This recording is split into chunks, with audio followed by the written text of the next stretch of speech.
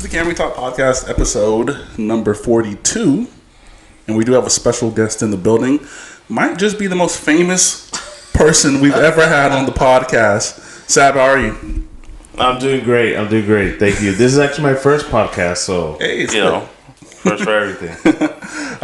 just to give a little back story of how we know each other. You used to be my boss. Yeah, a long time A ago. long time ago. That was 2017. Yeah, well, it seems like a long time ago. For sure. In that regards, you gotta convince me on why I should get on TikTok. And you need to tell us your story of how you got flown out to LA to show up in a Little Caesars commercial? That's right. It's a Little Caesars and the Batman collaboration commercial for the new Batman Calzone.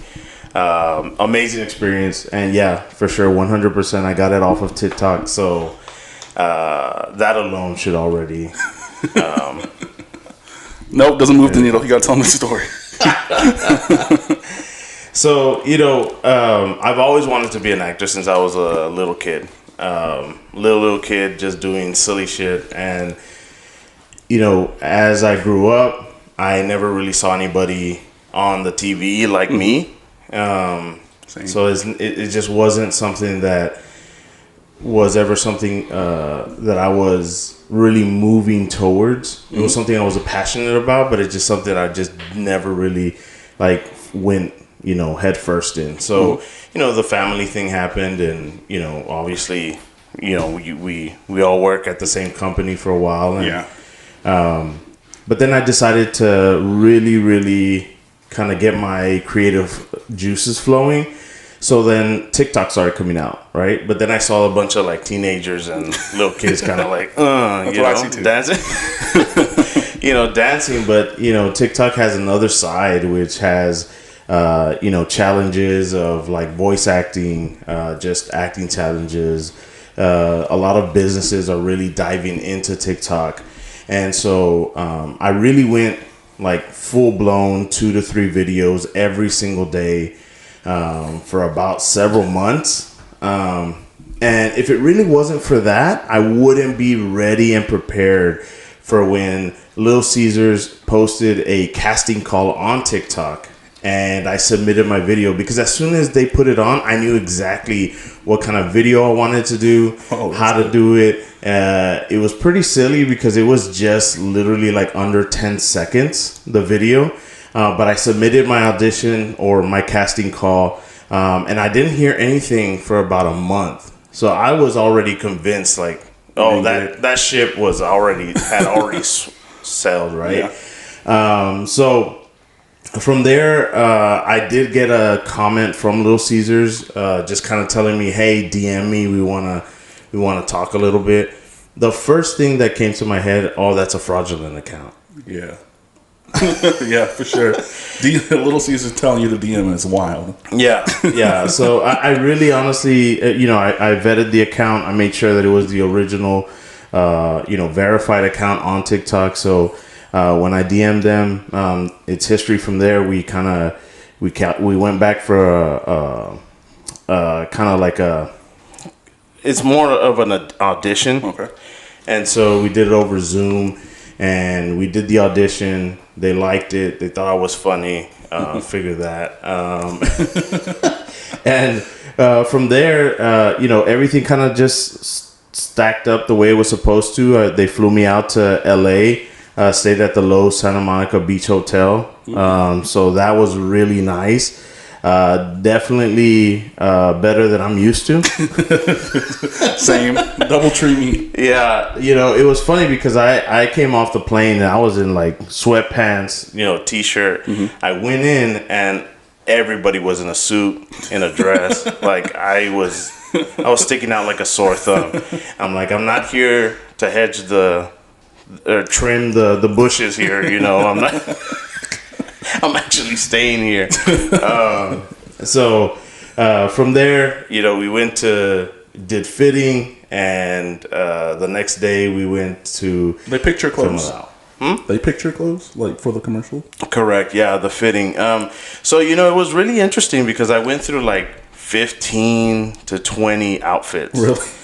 And I had to damn. take a picture like with a T pose and kind of so they can see all the different layers and how it looks and it was interesting.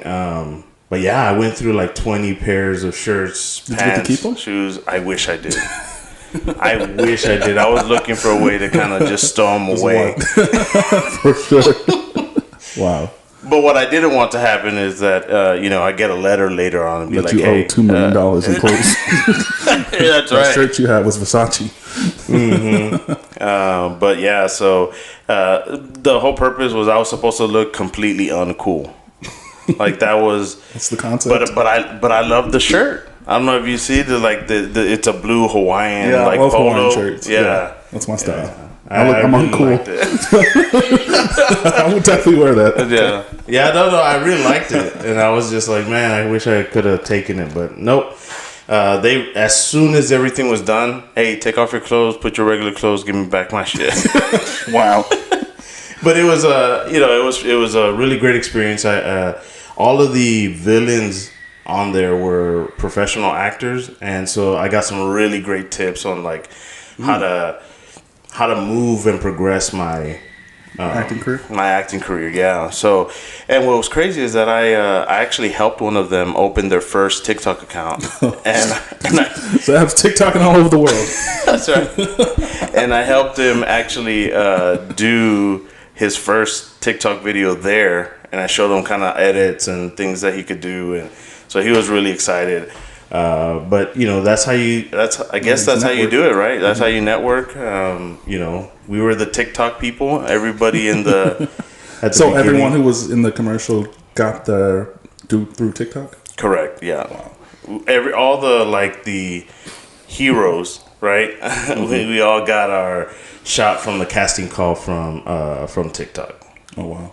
Yeah. How long did you guys shoot for? Was it like a couple of day process or? So we got there on Thursday and we left on Saturday. So the fitting was on Friday. The shooting was on Saturday. So that means I think I left on Sunday. So shooting was on Saturday. But what was cool is that we got there at 8:00 in the morning. Mm-hmm. We didn't finish shooting until midnight. Nah. So we got there at 8. We had breakfast. We went in to take the house shots, and then from the house shots, from there once we were done, we went to Was it get an some actual house. Yeah, well, so I think they rented it because I think that whole block Was like studio. is a housing. studio housing, like because there was productions happening. Oh shit. all that street. I didn't realize how big it was until I actually got there. So, speaking to the producer, the director, and all of them, they're great people. But it's a Zoom call, and you don't really kind of have right. But you don't realize how big of a production it was until I actually got there, and there was like cameras on cranes, on rails, like it was a house, but like the part we were shooting was the only place that wasn't with wires. Like wires, boom mics, lighting, everything. Wow. And so I thought it was really great, and I was sitting down and okay, cut, and it was the next thing, and I just see my makeup artist just run and just just like the movies. Like, see? And I'm just like, oh, okay. I think you missed, right?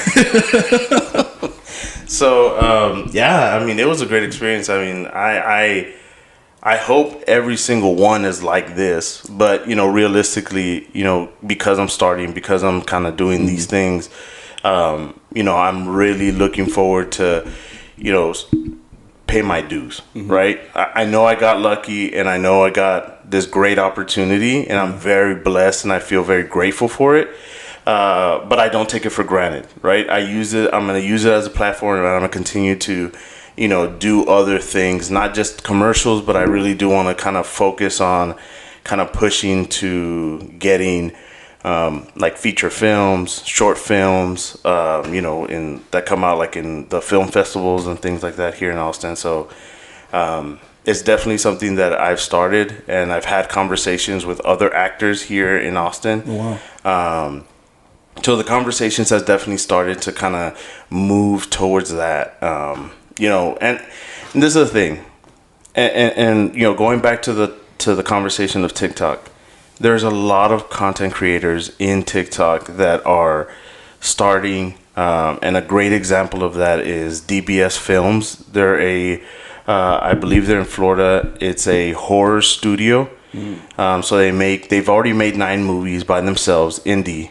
And what they do is in TikTok, they always cast their movies with TikTokers. And so, right now they have the girl in Cabin 13, and it's pretty much, you can rent it in like Amazon and Apple and all that. And so, their stuff is out there, and, they have a Discord, and, you become like their super fan, and, you have these great opportunities and these great companies that are starting, that are really building these communities to be able to put people on these movies, right? That they're doing, and which is really great. Like, because ultimately, sometimes you just need that one person that kind of gives you the opportunity to show what you got, and then from there, kind of takes off. Yeah, for sure. Right? So, are you going to get on TikTok now? Or? I don't know. This might be the strongest case anyone's ever made to me. I took all this. And you don't have to do it as a personal account. You can do it for this podcast and put clips that are impactful, that that are really out there. Yeah, because I know that through these podcasts, you always get that one gem, right? Regardless of how long the conversation is, there's 2 or 3 conversation pieces that are within 15 seconds, 30 seconds. I mean, now you can even go up to 10 minutes on TikTok, the length.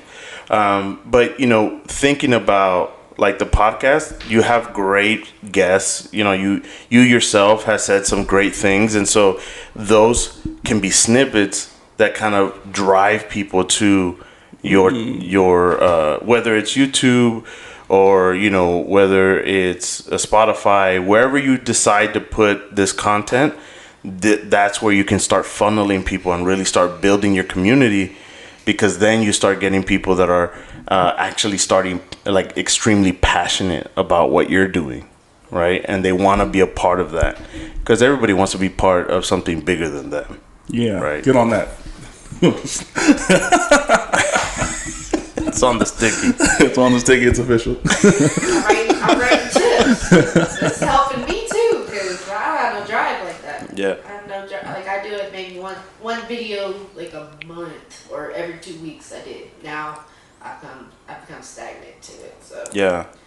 No, and I was like that when I first started. Absolutely. Like maybe once a week, once a month, I would post a video. But I really, really wanted a creative outlet to kind of put. And I was thinking about YouTube, and I was thinking about other places. When I thought of YouTube, I thought of like podcasts, and I thought of like skits and things like that. But I don't think I was ready for that. I personally thought, my comedy comes in short bursts, right? So when I looked at TikTok, there were videos of 15 seconds, 30 seconds. And so that for me was due to, the way I live my life. I have a full-time job, I have a son, a wife. And so, with all this family stuff, work stuff, I wanted something where I could literally commit to and do something about it. And so 2 to 3 videos, 15 seconds long, it made sense. Yeah. And for me. And so, when I started doing that, I committed to it. And I'm telling you, because of all of that, it led up to getting that Little Caesars, the Batman commercial.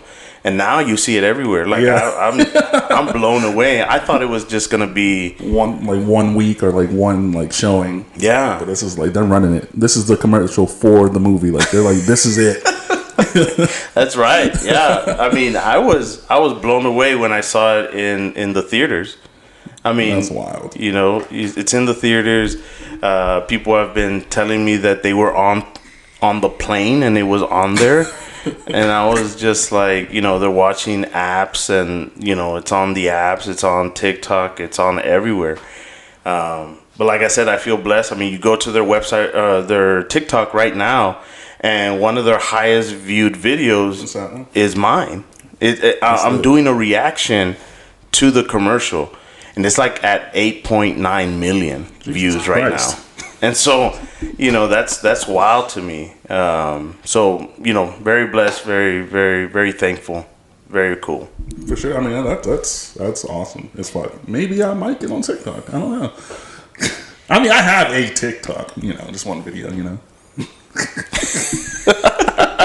argues about that, but it's not you. You gotta keep going. Like, And we talk a lot about food on this podcast as well. So they flew you out. They took care of breakfast, dinner, that stuff. Was it food in the hotel, or did you guys get to kind of choose what you guys ate?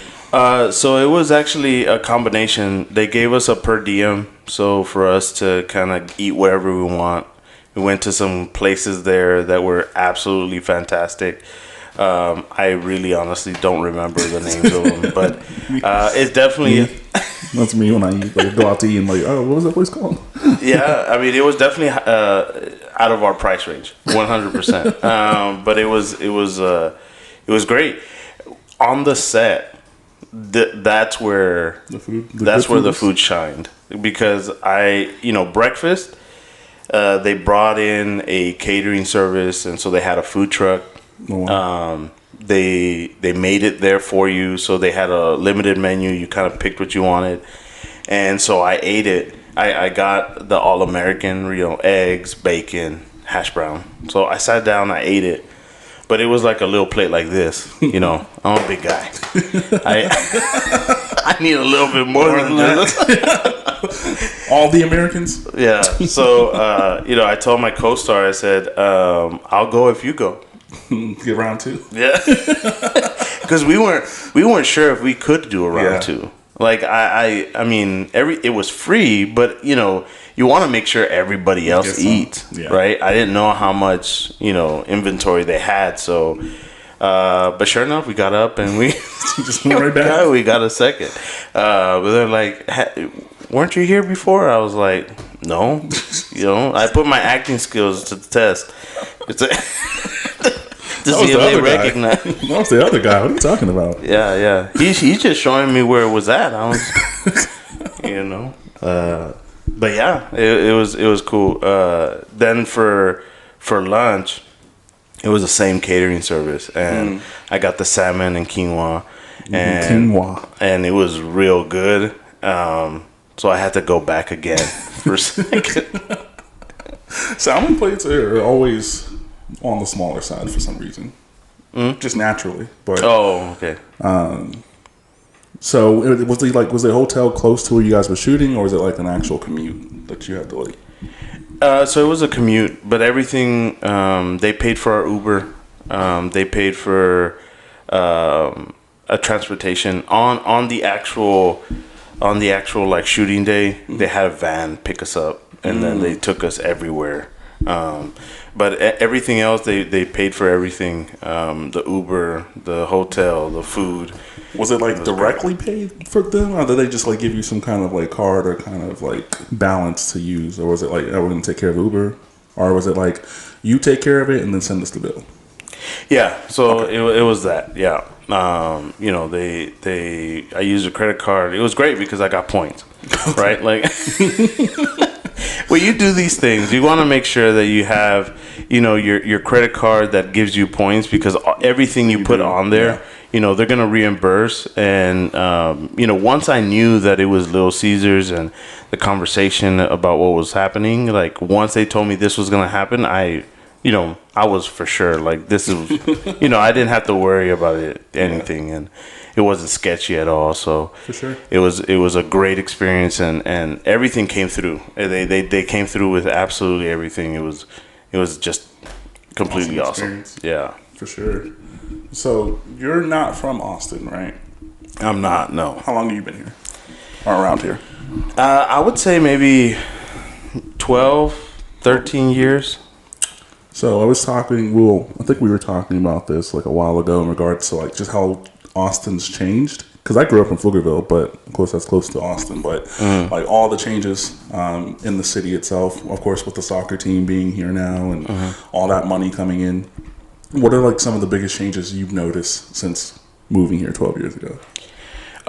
One is the housing market. Like currently I'm looking for a house. The problem is that since everybody's coming to Austin and surrounding areas, like everything's like doubled.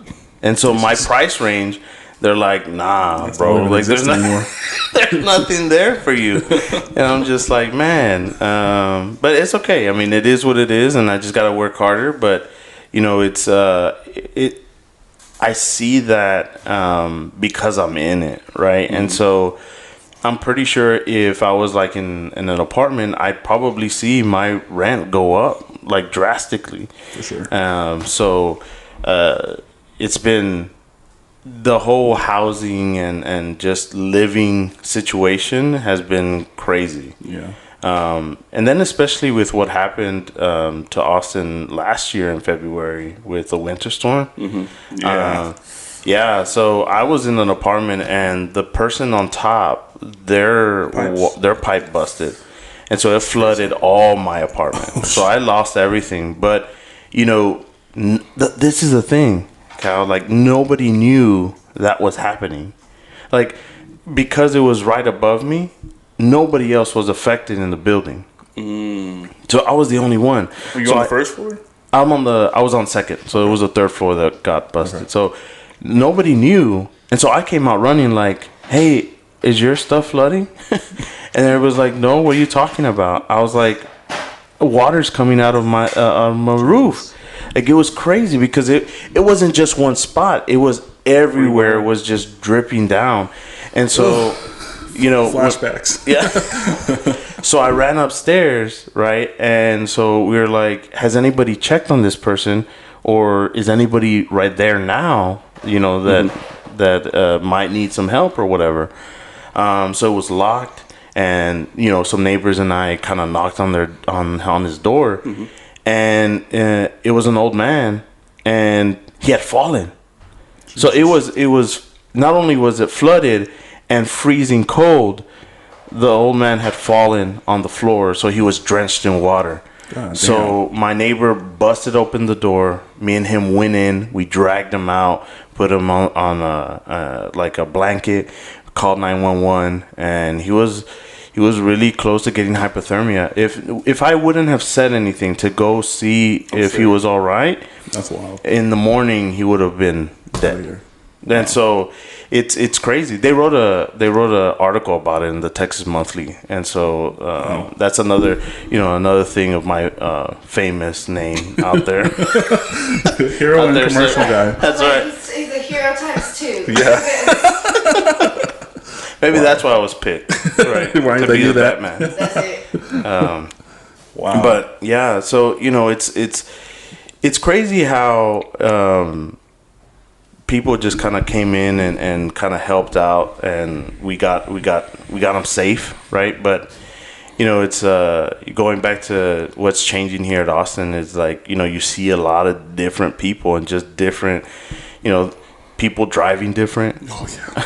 Jesus Christ. Like cutting you off and things like that, and you're like, hey, that's not a Texas license plate. Facts, like, all these different things. The going out to eat is different. Just everything just has like a different vibe right now.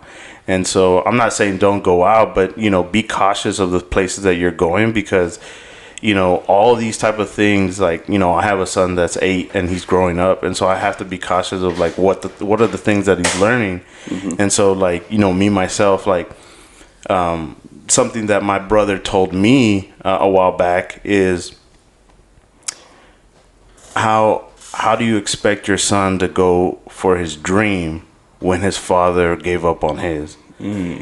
And when he told me that, like, that really stuck with me for all these years. And so that's why I kind of made that change to kind of, what can I do to make my dream a reality? And so that's kind of how I pushed myself to do all these things. And so that's the type of mentality that I want to push him to kind of learn. Like, nothing's easy, right? And you're going to have a bunch of people that are not going to understand and look at what you're doing and kind of say, oh, yeah, you got this. Not everyone's going to say that. Like, I had my own family tell me, like, you're 35 and you're on TikTok. You know what I mean? Like, what are you doing? And they would see my videos and some of them would be like, that's dumb. Like, what are you doing? And so, you know, it's definitely something that you kind of have to build skin for, because the first hate comment that I got on TikTok really kind of, like, I was like, dang. It was like, you're not funny, get off of here, grandpa. And I was like, what's going on here? I was like, what's going on here? I said, I'm not that old. Like, I mean, you know, but, you know, it's one of these things that you kind of have to kind of build a skin for, and it's really helped me get through. I mean, I have tons and tons of hate comments, but now I love it, right? I love the hate comments. You embrace it? I love it, yeah, absolutely. Absolutely, because they're not only giving me views, they're giving me engagement. And so, like, hate all you want. Like, tell me I'm ugly, tell me I'm old, tell me I'm not funny. Like, just keep coming. Please, yeah, just keep putting comments in my comment section and build that engagement. That's true. It just pushes it out to the algorithm, and I have appreciation for it. For sure. So outside of traffic, outside of the housing market, anything else that you've noticed that's really changed? And that's actually true in regards to like when you go out to places, you got to start realizing, and this may have always been the case, but like a lot of people in those spaces you're in aren't even from here. And you don't know how they act, you don't know how they were raised, and it's just like you got to be very cautious when going anywhere. Especially these days. And again, it could have always been that way and not really think about it. But now that we're older, it's like, yeah, I probably shouldn't have been there that time. Yeah. No, yeah, absolutely. Absolutely. I mean, I come from a hood where, like, as soon as you look at somebody, like, you know, it's like, are you challenging me? What's going on? And so, you know, now when I came to Austin, it wasn't really like that. And I like that. Like, I like the fact that I could, you know, just kind of look around, but I have like one of these resting bitch faces, you know what I'm saying? Like, I look like I'm mad all the time. I look like I'm mad all the time. So, you know, it looks like I'm trying to mean dog somebody, but I'm, you know, it's just, it is.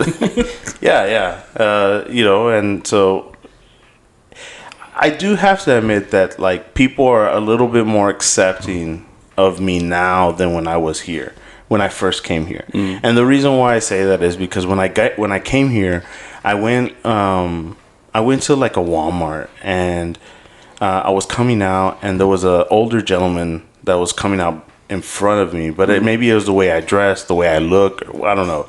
So I was behind him, and the first thing he did was like turn around and then instantly went to like another lane and just kind of walked on, even though his car was on this side. Walked around to get to the car. Yeah, walked around. And so, you know, now it's maybe because I have my son and my wife with me or something, and it looks different. But, you know, when I first got here, it was a little bit like people were a little bit scared. But I don't know if it was just the area I was in, or if it was just that. But, you know, now it seems a little bit more like a melting pot, right? Yeah, I would say that's true for sure. Like, just like, I guess it's just more access to things now. Like back then, when like you would go to a new city, it really felt like a new city. It didn't feel like yours. But like, since social media is like blown up, like all the cities kind of feel the same, right? Like no matter where you go, you're still gonna kind of feel that same presence because you're seeing it all on social media consistently. Like we drove to Oklahoma City a couple of weekends ago, 2 weekends ago. Like 2 years ago. Was it 2 years ago? Yeah. You almost got me agreeing. I was like, yeah, 2 years sounds right. That's what it feels like. Yeah, it does. And I told her, like, as soon as we crossed the border, I was like, just pay attention to people's driving. You're going to see a difference just instantly from Texas driving to people driving in Oklahoma. Like, you're going to notice it. And sure enough, people don't stay in the fucking left lane. They kind of use it for what it's used for, to pass, and then get into the right lane. Absolutely. Not ride the left the whole time. That's right. Yeah. I think it's so weird where everybody is like on at the same pace in the same line going, like, you need to slow down and get behind somebody if you're going the same speed. Like, that's what it's for. But Yeah, you're absolutely. I mean, maybe Texas need to do some law like they have in California, where that lane on the left side is only for 2+ people. Like, if 2 or more people are not in your car, you cannot go through that lane. And so, I mean, it's interesting, right? Because that's like a carpool lane, and so. Okay. So that makes I'm assuming it would be kind of safer because I don't think their speed limit's 75 out there. No, probably not. Like, why is our shit 75? That just sounds like a dangerous speed to be going, regardless. On our way back, it was rough because it was like super windy, and I have this little fucking Nissan Versa, and like, there's only 2 lanes, and you just got these trucks going zoom, and it was windy as hell. Like, that shit was rattling. It was crazy. She's like, I don't want to think about it. Yeah, and you got to be careful with the GPS too, because GPS like takes you through some really shady places. Because I was coming back from Arizona about, it feels like 2 years ago. But we went to the Grand Canyon, and we were driving back, and it was taking us through El Paso. But right before you got to El Paso, there was like, this was the fastest route, right? You go in there, and it was nothing but, like, it felt like a dirt road, but, like, there was, like, trees. And I shit you not, this was probably one of the scariest experiences that I've ever had driving. And just thinking about it, kind of, that's a horror movie for sure, 100%. So we were driving, and it's like dead night. Like, there's no lights anywhere, no city limits, nothing. You can't see nothing. There's no buildings. It's just dirt. Well, I guess it felt like a dirt road, but I'm pretty sure it was just gravel or whatever. But there was trees, and I was driving, and a bird drops dead right on my hood.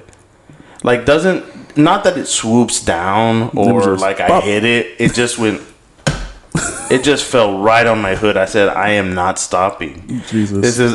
Yeah, because I've seen this movie. I've been here before. I've seen this. Yeah, the person in the movie got out. Yeah. They didn't make it to the end. Jesus Christ. El Paso is kind of a weird, well, I wouldn't say weird, but I've heard a lot of sketchy stories. So my brother lives in California, and before the pandemic, he would at least 2 times a year drive from Yuba City, California, which is right outside of Sacramento, to Austin. Like, he'd do that 30-hour drive or whatever. Wow. And he would always stay in El Paso because it's as soon as you get into Texas, that ride's gonna be a little bit longer because Texas is big as shit for some reason. But like, he would stay in El Paso, and he'd be like, "Dog, it is the most sketch town I've ever experienced. Like, every hotel, motel looks the same. All the walls are thin as shit. Like, I'm like, yeah, no thanks. Gonna avoid that." Yeah. We stayed there, and so, coming in, I was just like, it was like 1:00 in the morning. I said, we need to stop. But yeah, for sure, you get in there, and it's like a different world. Like, there's so many different parts of the city where, like, you see a whole bunch of lights, and like there's restaurants everywhere, and then you move just a little bit, and then everything's gone, and I'm like, what is going on here?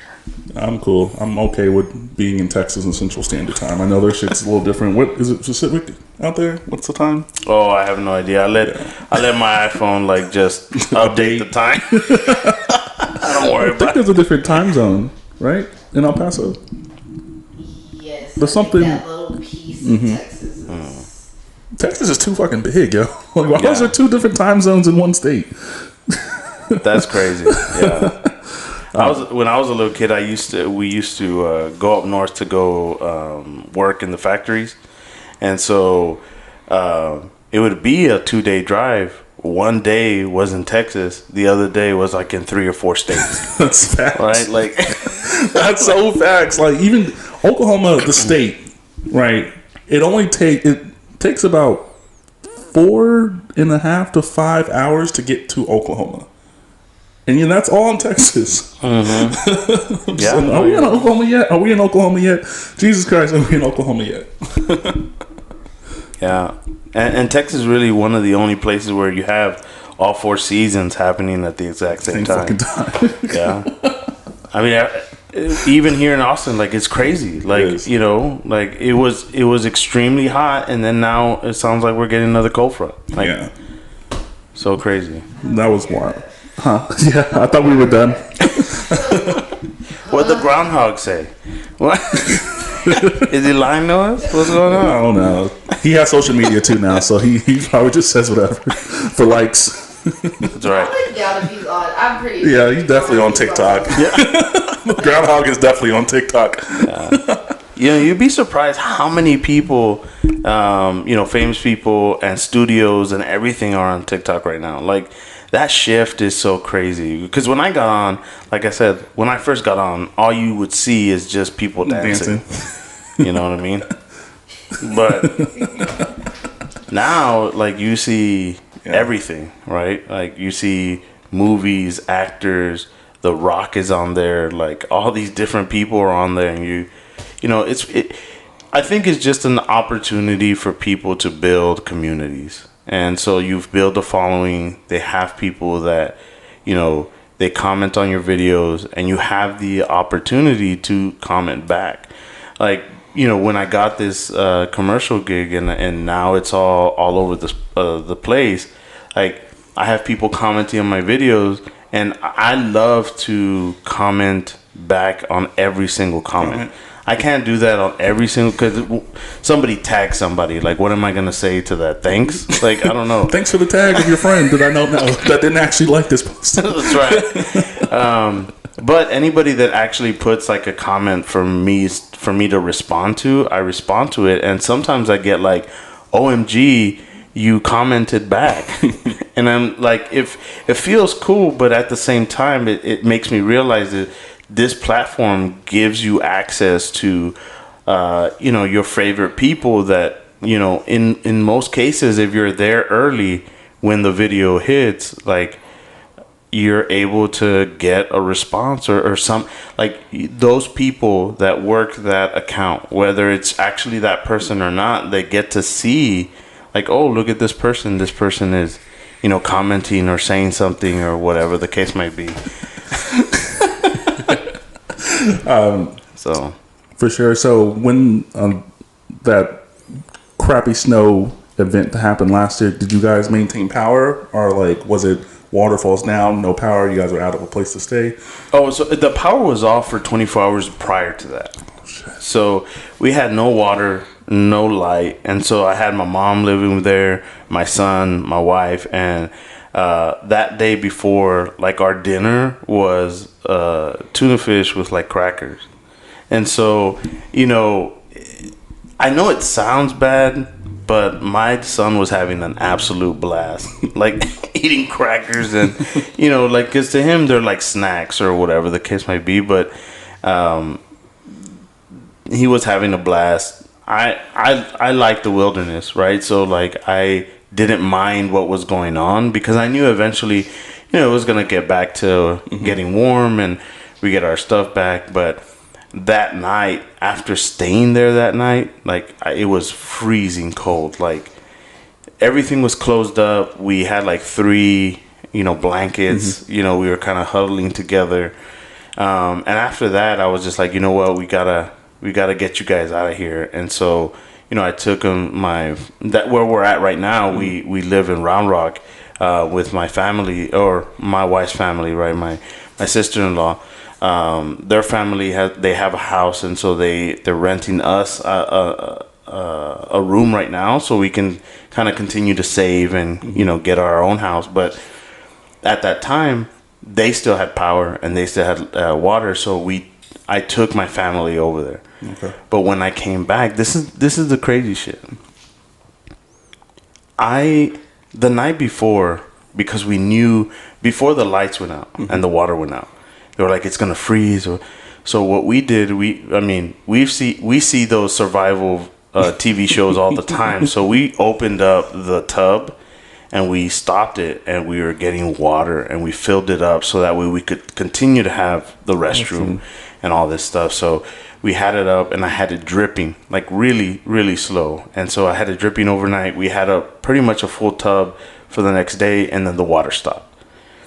So I forgot to turn off the faucet, like where it was dripping, and I knew that it was stopped. And I told my wife, I said, look, I need to go back because I think I left it on. And if the water comes back on, it's gonna flood all our shit.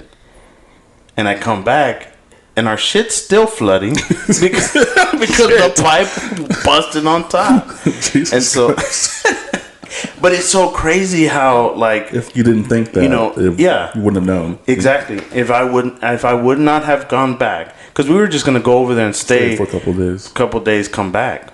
Jesus. But if it wasn't for that one thought of me going back, watching it, I wouldn't have saved that guy's life, the one on top. And so, probably when we would have came back, there would have been policemen and firemen and everything pulling him lifeless out of the apartment.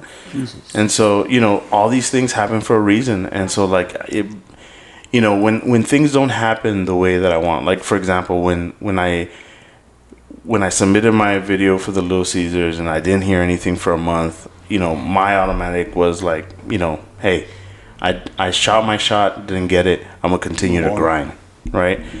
But things happen for a reason, and Absolutely. so like that's the thing. Like, you just have to. We don't like it sometimes. Like, I hate it when somebody tells me that. Like, if something shitty happens to me and you tell me, hey, it happens for a reason, I don't want to hear that At all. I don't want to hear that. Suck it up and just move past it. Yeah, but it's true though. Yeah. And I think that's why I don't like it, because I know it's true. I know what you're telling me is true, and I don't want to hear it. Yeah. But when you think about everything that's happened to me up to this point, when I think about my life, it's like I'm supposed to be here. I'm supposed to be Exactly here. how I feel. And just I had to go through the things I went to, because if I didn't, I wouldn't appreciate what I have right now. Absolutely. Absolutely, without a fucking doubt. God damn it, Texas.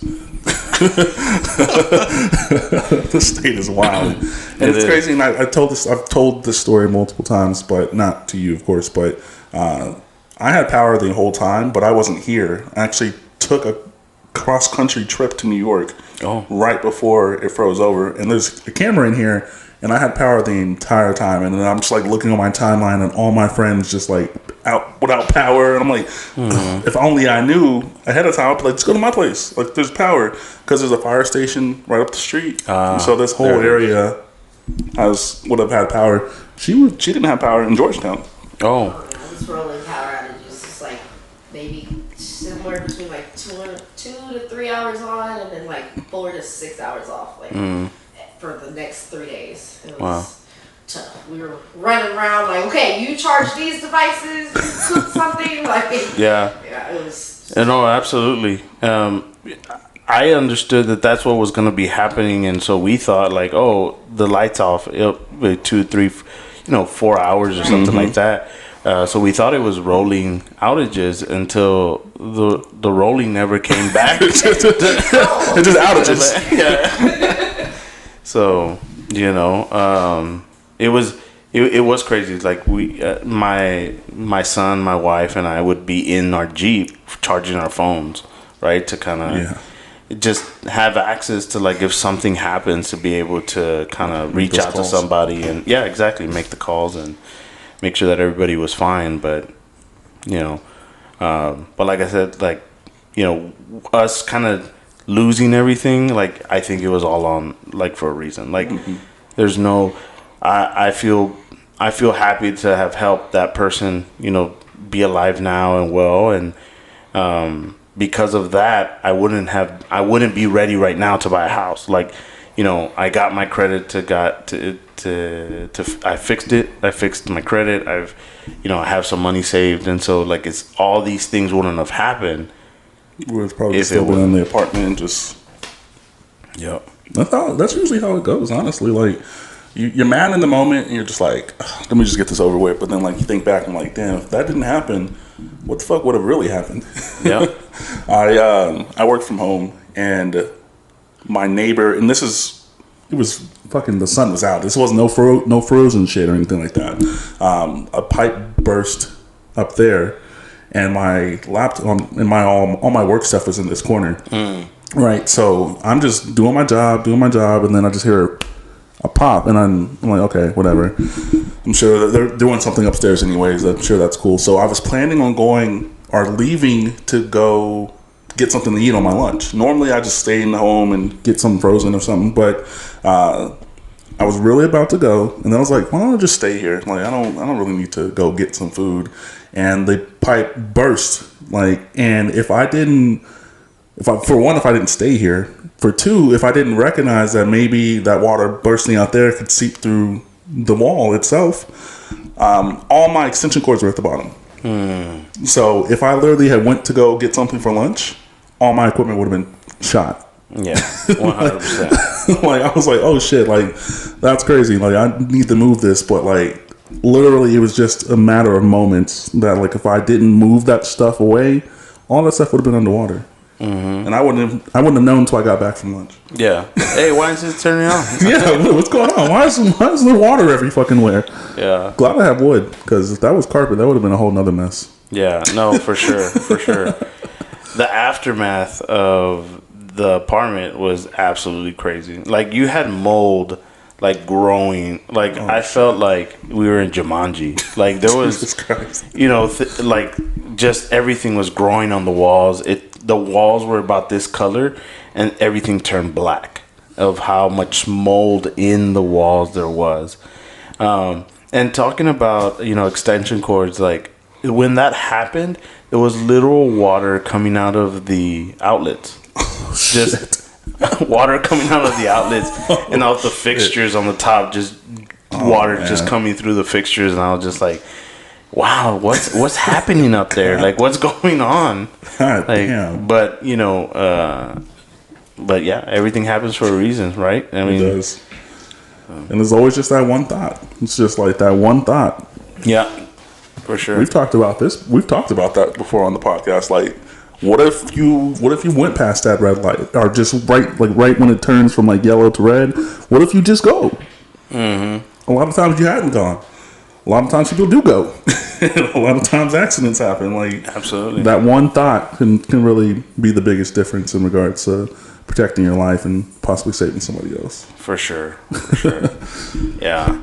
I mean, thinking about, like, just death in general, like, that shit scares the shit out of me. Like, and so it's not really the fact that whether there's an afterlife or not, but, the way that my mind works, like, I start thinking, like, it's infinite. Like, the time is infinite. Like, people usually think, like, what happens in the next 10 years, right? But the way my mind works, and that's what freaks freaks me the hell out, is that, like, a million years from now, like, no one's gonna know who I did, who I am, my family lineage. Like, no one's gonna know. And, where am I gonna be? Right? And, like, It's gonna be left for the history books. Right. And so, like, for me, like, and that's what kind of gives me, like, that anxiety, like, just thinking of how infinite just time is. Yeah. And it kind of freaks me out. But, I think just living in the moment kind of helps me ground me, and kind of helps me. I look at my son, I look at my wife, and, feel grateful. And so that kind of helps me get out of that mindset. But every once in a while, it just hits me, and I'm just like, holy moly. Facts. Yeah, that's a whole lot. I've seen, and that's why I tend to bring up that snow time, or at least try to talk about it, because everyone experienced something at the same time, but everyone experienced it differently. right? Like whether it was a family living together, whether it was just someone by themselves who couldn't literally not go anywhere, didn't have no food, was eating crackers that were probably outdated, like everyone had like a different experience, like, and it's fascinating to me just like how people handled those experiences, because unfortunately a lot of people didn't make it out of that situation. But just seeing how people kind of like came up with different gameplay. I have not heard the fill up your bathtub before. Did you hear about that? You heard? You didn't tell me? We did it, but it never came to that. Like, my sister was like, my dad told me. It's like, Philip, this man acts like he grew up in the wilderness, right? Because he watched too much, but he's never experienced it. But he knew everything to do, but we didn't need to use it, so. Yeah. Yeah. You know, I actually saw it in a Bear Grylls like TV show where he was kind of showing, and it had nothing to do with what was happening, but I saw it, and it was there was a chemical attack. And so like if someone were to throw like chemical on the street to where it's seeping through the air, like in order for you to have fresh water, because the water is going to get contaminated. So in order for you to have fresh water, you fill up the bathtubs with water to be able to have either drinking water or water for the restrooms or to wash your hands or things like that, or to cook with. But at least you have some sort of water source that you could use until somebody fixes whatever they're doing. And so, you know, and I kind of use that in every situation where, you know, if it rains really hard, and, you know, sometimes we get the email of like, hey, make sure to boil your water because it's contaminated or whatever the case may be. In certain situations where either the weather's bad or something you see on the news, something is happening, I always have that mentality, like make sure you set aside water in the tub, and if in the morning nothing happens, just release it and it goes, right? I mean, no harm done. But you know, it's one of these things that now I kind of have it in my mind as something to always kind of do. But you know, because you never know when you're gonna be, like, you never think you're gonna be in those situations until you're in that situation. Absolutely. No one knew it. I feel like someone should have knew that snow was coming. Like, I feel like someone should have prepared for that kind of action. And it's crazy because, and then there's also one thing I want to talk about. Did you hear about that chemical spill in Pflugerville? I heard about it, but I didn't really. We're gonna talk about that in a second. And when I had got to New York, right, it was also snowing there, but I couldn't be like, I'm fun in the snow because everyone was like struggling. And the way they take care of the snow up there is flawless. Like literally, they have like a routine of people for each block going through the sidewalk with shovels. They also have little tractors, and they also have like a revolving trucks that are going on the street and shoveling the snow every minute, like every single minute, to where like there's no snow on the ground, but it's snowing. Like they were on point. I was like, they should have sent that shit to Texas because they know what the fuck they're doing. Clearly, no one called New York. Hey, how do y'all handle snow? They could have called anybody, like, you know, anybody, like, because Texas is the only one. They could have just even called the northern part of Texas, like you didn't have to go far. Call Dallas. Hey, you guys have snow sometimes, right? What do y'all do? Crazy, yeah, crazy. But there was that chemical little spill. I don't want to say little because I think it was a giant truck. That right there on Heatherwile, where like that McDonald's and Dairy Queen and Taco Bell and that ex-CVS was there. So like they actually had to evacuate all those buildings or all those businesses because of the possibility of it like exploding. And at that point, if I'm working at McDonald's and that happens in front of me, I'm never going back to work. Like that's a sign if I've never seen one. Oh yeah, 100%. Right. Someone's telling you, hey, this ain't it. Ain't it at all. That's right. Go on TikTok. Like, go on TikTok. Yeah, go build an account in the community over there. Yeah, I mean, I appreciate you coming on, man. Like, I don't have anything else. Is there anything else you want to talk about? No, I really appreciate you, having me. I do also appreciate this sign to cover my stomach, I really do appreciate that. That really helps out. It's there for a reason. I was so tired of people getting on this shit and feeling, how do I look fat? I'm like, oh my god, I don't care. Like, just okay, I'm just gonna put it here from now on. Y'all don't have to worry about it. Just sit right there. You're good. You're good to go. No, it's great. You know, not everybody can look as good as you, Cal. You know, but you know, it was talking about that really quickly is, you know, it was funny because I have comments on my videos like, you know what, you don't look as fat as you look on the commercial. And I'm like, the camera really does add like 10 pounds. Like I was sitting there in the commercial and you know, I was regular. I didn't feel any bigger or any, but when I saw the commercial I was like, damn. Like, you big, Seth? Like, what's going on? Like, I know I'm big, but I was big in the commercial, and so you know it's definitely you don't believe it until you're actually in there. That it really does add pounds for sure. But you know that was the one thing that I noticed as soon as I sat down and I looked at the camera. I was like, yes, I appreciate that. I appreciate it. Did you guys get to see the commercial before it aired? We did, but it was just to do the reaction videos, right? Okay. So it was still confidential. I still couldn't say anything, and that's the thing. That's really hard to do. Like when you have, like, I have so much respect for the actors, like the new Spider-Man movie, like. Where Andrew Garfield, they didn't say a word. Yeah, Andrew Garfield like went to every single interview and it was asked the same question over and over again, and how much like. Oh, we're gonna talk about Marvel too. Fuck that. Yeah. We're gonna talk about that too. You're not going anywhere, Seth.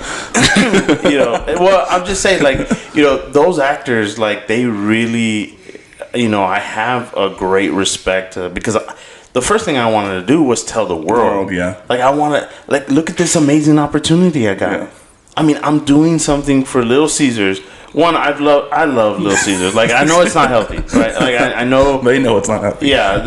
And that's okay, right? Like, it's not, you don't go there, you know, on a diet. Yeah. You know what I'm saying? Like, you go there. I love the crazy bread. It's just something that I really do like. And they do a lot of great things for charity, and they do a lot of great things like for the community. And the pizzas, you know, $5, you know, like $5.55 now. But like it's crazy. Like, you know, I like to support those type of businesses, right? Like something that kind of spoke to me is that like it wasn't a business that I didn't align with, right? Like. A lot of things they do outside of just the pizza is really great. Like if you look it up, but you know, having an opportunity with the Little Caesars, and then on top of that, the Batman, like that call up is just I was just like, like call grandma, call you know, like you know, call everybody. I want to live, but I had to keep it shut. Yeah. Because I did not want that lawsuit. Like that's what I was gonna say. I was like, Andrew Garfield, he had said something. It's pretty easy to shut up when they say you're gonna have a $20 million lawsuit against you. Yeah. But you know, it was great. But I really wanted to tell people, but I just couldn't. But now that it's out, I love it. Just tell everyone everything. I love it. Well, you've seen the Batman movie. Mm-hmm. What did you think about it? It's great. Like no. This is the thing. Like just because I come out in the commercial now, everybody thinks I'm biased. But no, like I went to go see the movie.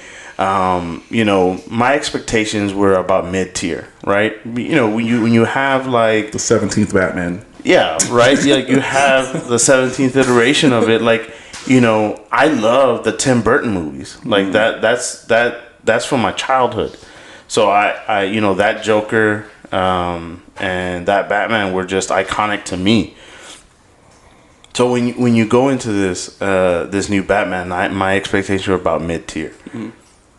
It absolutely surpassed and broke that expectation. Oh, like, you know, it's one of these films that, you know, with no spoilers, it's just beautifully like shot, the score is really good, and that iteration of Batman, it's it. That's it. It's it. Yeah. I mean, he did a great job. You a Marvel or a DC guy? So you DC? I've always been originally a Marvel guy. Like, I love the Marvel movies. I would love to star in a Marvel movie. That's the I'm here goal, for that. right? I don't know what character the Blob is still. I hear the comments now, right? Like, what Marvel character could I do? Yeah, the Blob. That's definitely. They got too much. They got CGI. You can do anybody with. Yeah. But I really think there's a big difference, because Marvel, I think, is definitely caters more to the kids, right? Like what a whole family would sit down and watch. Yes, there are scenes where it hits you in the feels, right? Like when Spider-Man disappeared, right? I think in Endgame or I don't feel so good. but yeah, exactly. Yeah, Mr. Stark. But you have those movies, but then you look at DC, and I see what they're trying to do is, it feels that they're trying to be Darker. it's because it's not just darker, but when you see the Batman, they're really paying attention to the comics.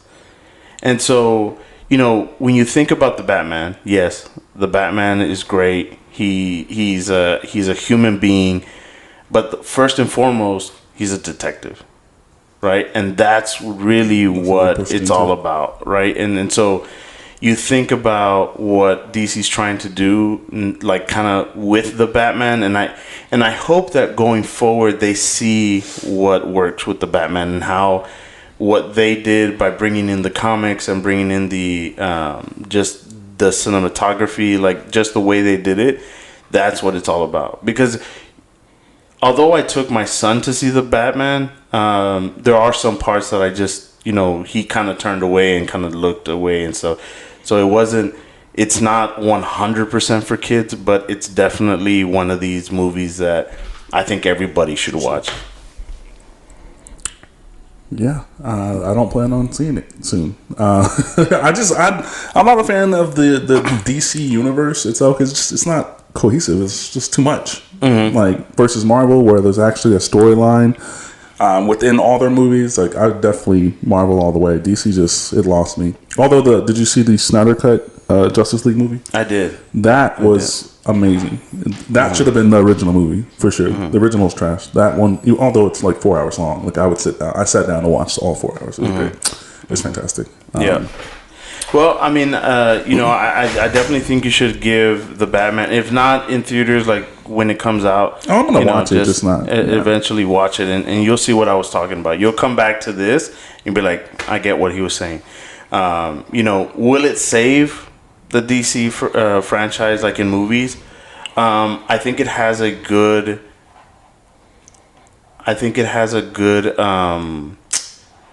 Opportunity to kind of show just DC in general, Warner Brothers, to like what really worked. Because I think you're right. I think it's hard to kind of back like just a series of movies if you just kind of don't understand what's going on, right? Because everybody's everywhere, everybody's doing their own thing. And even like if you look at Marvel, from the TV shows to the big screen, like they're trying their best to keep everything together. Yep. Even when they had Agents of S.H.I.E.L.D., right? Anything that happened in the movies, it happened in the TV show. And so, but you look at DC, right? The Flash, Green Arrow, all those like CW thing, they're just completely doing something else different. Yeah. Versus what's happening on the big screen. And it's not that it's bad, but I think just people right now, they like what we were talking about, they like to be a part of something bigger than themselves. And so when you look at Marvel, it's a big story, and so that's why you can get invested into, because anything you watch, it's like it's gonna canon. it's gonna be a part of it. To where over here it's like, man, I like how this actor portrayed this better than this one, and you have the Suicide Squad, the second one, that one was really good too. I don't know if you've seen it. Peacemaker. Grade A.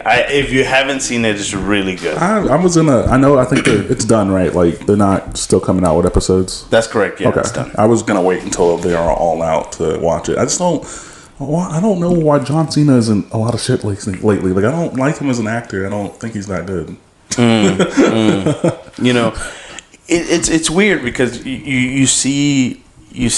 I mean, he's trying to go in the footsteps of The Rock, right? Mm-hmm. Like, The Rock went in there and he did something, and so he's trying to follow that footstep. And I think what happens, and it's no fault really of anybody but himself. But he's even said that when I was starting, I said yes to everything because I just wanted a shot. I just wanted people to see me do it.